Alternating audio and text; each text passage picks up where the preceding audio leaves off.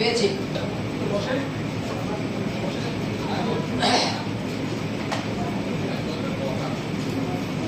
Thank you Jesus.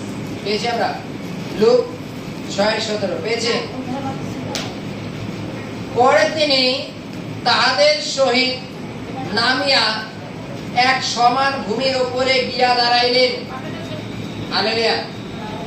আর তাহার অনেক শিষ্য এবং সমস্ত ইহুদি ও জেরুজালেম এবং সোর ও সিদন সমুদ্র উপকূল হইতে বিস্তর লোক উপস্থিত হইল। তাহার বাক্য শুনিবার ও আপন আপন রোগ হইতে সুস্থ হইবার নিমিত্তে তাহার নিকটে আসিয়াছিল।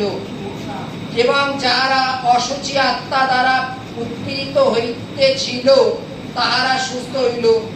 আর সমস্ত লোক তাকে স্পর্শ করতে চেষ্টা করিল, কেননা তাহা হইতে শক্তি নির্গত হইয়া সকলকে সুস্থ করিতেছিল। Hallelujah, hallelujah, hallelujah.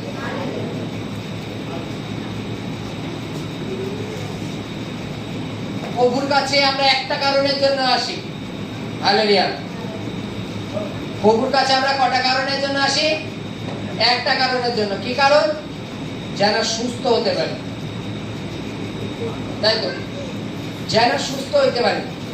কিন্তু বাইবেলে কি লেখা আছে? বাক্য শুনিবার জন্য আর সুস্থ হইবার জন্য, দুটো। হালেলুয়া। আজকে আমার শরীরে রোগ। হালেলুয়া। আমার শরীরে রোগ, আমার শরীরটা থেকে রোগটা দূর হবে কি করে? আমার শরীর থেকে রোগটা দূর হবে কি করে? মনে করো আমার জীবনের সমস্যা আমার পাপ থেকে এসছে, আমার পাপের জন্য আমার জীবনে সমস্যা এসছে। এই সমস্যাটা আমার জীবন থেকে দূর হতে গেলে আমার পাপ থেকে ফিরতে হবে। আর পাপ থেকে আমাকে ফেরাবে কে? বাইবেল, ঈশ্বরের বাক্য। আর এই বাক্য যদি আমরা না শুনি তাহলে আমরা ফিরবো কি করে? হালেলুয়া। যেমন উদাহরণস্বরূপ মিথ্যে কথা বলা পাপ। বলো দাদা, আমাদের তো ব্যবসা, আমাদের তো মিথ্যে কথা বলতেই হয়, তাই তো? কেমন ব্যবসা? মনে করো 2 টাকার মাল সারা জায়গায় 4 টাকা করে বিক্রি করে, কারণ 2 টাকা তারা না আয় করলে খাবে কি করে? সব জায়গায় 2 টাকার জিনিস 4 টাকা বিক্রি। কিন্তু 2 টাকার জিনিস যখন তুমি 10 টাকা নিচ্ছ, ওটা বিক্রি না, ওটাতে লুট। আর ঈশ্বরের বিরুদ্ধে ওটাই পাপ। কোম্পানি তোমাকে বেচার জন্য যে মূল্যটা ধার্য করেছে অবশ্যই সেই মূল্যটা নাও, কিন্তু তার ঊর্ধ্বে যদি নাও তাহলে পাপ। আজকে এটা আমাদের কে শিক্ষা দিচ্ছে? বাইবেল শিক্ষা দিচ্ছে। আর এই বাইবেলটা যদি শিক্ষা না দিত তাহলে আমাদের অবিরত পাপ বয়ে যেত আর আমাদের জীবনের সমস্যা বয়ে যেত, তাই তো নাকি? বাইবেলে বলছে বিস্তর লোক একত্রিত হতো, হওয়ার কারণ কি? তারা বাক্য শুনবার জন্য আর সুস্থ হবার জন্য। আমরা যদি মনে করি না আমি বাক্য শুনবো না, আমি শুধু সুস্থতা লাভ করব, তাহলে তুমি আজকে সুস্থ কিন্তু কালকে আবার সুস্থ হবা। কেন জানো? তোমার মধ্যে বাক্য নেই, আর বাক্য না থাকার জন্য তুমি আবার পাপ করছো, আবার পাপ তোমাকে রোগে ফেলে দিচ্ছে। হালেলুয়া। আজকে আমাদের সুস্থির করবার জন্য ঈশ্বরের বাক্যের প্রয়োজন। কেন? যোহন অধ্যায়ে লেখা আছে 17:17 লেখা আছে, তোমরা সত্যকে জানিবে আর সত্য তোমাকে স্বাধীন করবে। হালেলুয়া। তুমি সত্য জানিবে আর সত্য তোমাকে স্বাধীন করিবে। তুমি বাক্যে যখন জেনেছো যে পাপ থেকে আমাদের দূরে থাকতে হয়, তখন সেই তদানুসারে চলো, যেন রোগ ব্যাধির সমস্যা তোমার জীবনে না আসে। এটা তুমি শুনলে কোথায়? বাইবেলের বাক্যে। যদি বাক্য শোনো তাহলে তুমি সুস্থতা লাভ করবে। হালেলুয়া।